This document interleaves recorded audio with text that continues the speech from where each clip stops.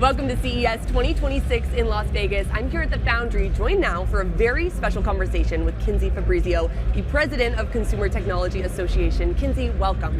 Thank you. It's so good to be here with you. Thanks so much for sitting down with us. So, I'm wondering a few things. This year is spectacular. It's a huge event, but not every day looks like this in your day-to-day role.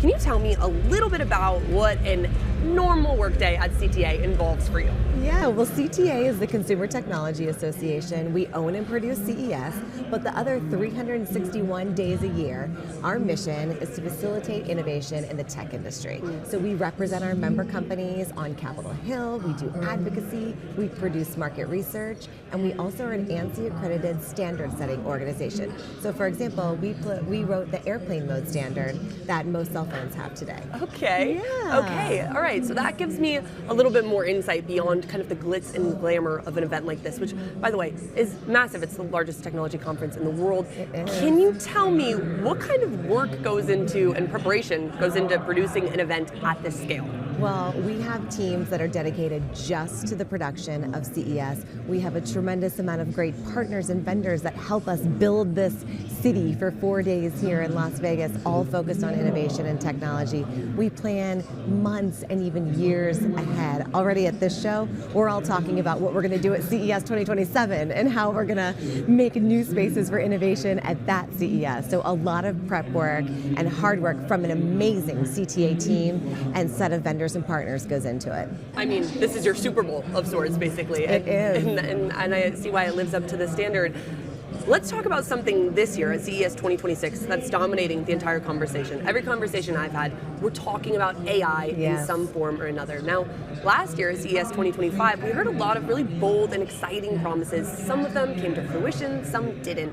What can we look forward to in 2026 when it comes to how we think about the evolution of AI? Yeah, well, in the past we heard about generative AI, and that was the initial buzz, and now it's all about agentic AI and this concept of AI being everywhere and AI being with you all the time. And we're really seeing that at this show. So some companies have debuted a wearable AI medallion or a pin that would constantly be with you, helping you make decisions, helping you work, helping your personal life. Angel and devil on a shoulder. Exactly. Just kind of giving you the advice and you prompting it for what you need. We're also seeing physical AI, so AI in robotics, and robotics that are able to do more than a single task. So I've seen some really impressive humanoids that are folding and sorting laundry or able to make meals. I know, as a working mom, give me that humanoid for my house. That is a game changer. That is what I want. Yes, I need that robotic in my house. So those are a really great evolution of what we're seeing. And then just on the enterprise side, really AI that is enabling better manufacturing, more productivity, more efficiency, AI that is helping solve real business challenges and that's deployable today. And I think that that's super exciting. That is really exciting. Now, I want to talk too about, we were talking about wearable AI and things like that. I know you have a personal passion for health tech. I love now, health I see tech. your Aura ring, this your watch. Of course. Where does that passion come from, and what kind of advancements have you seen in that space as someone who's followed it closely? Yeah, well, I've always loved health and fitness and wellness and just taking care of myself.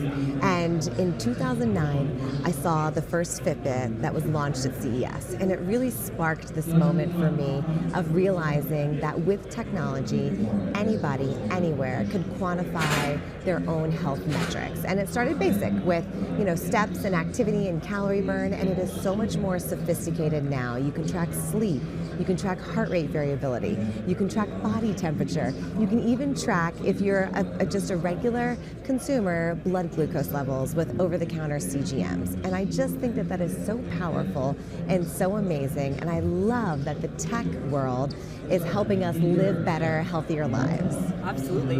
Now, let's round out with one question that just leaves us on a good final note, which is, what's something that you heard or experienced or talked about this year at CES that is really excites you for the year ahead and that stuck with you? Is there anything that comes to mind? Well, one thing that's starting to be talked about at this show is quantum technologies. And it's still far off, but it's really exciting. And so quantum will be able to do things in the commercial application world, like expedite drug discovery and development, expedite transportation and space exploration, and all of these amazing cutting edge things that are on the next frontier that I think is really amazing, and CES is a look into the future. And so to start to have those conversations here and see that technology here is truly just mind-blowing. It's going to be a very exciting year ahead. After all my conversations, I am so excited to see how all this grows and expands and is scaled.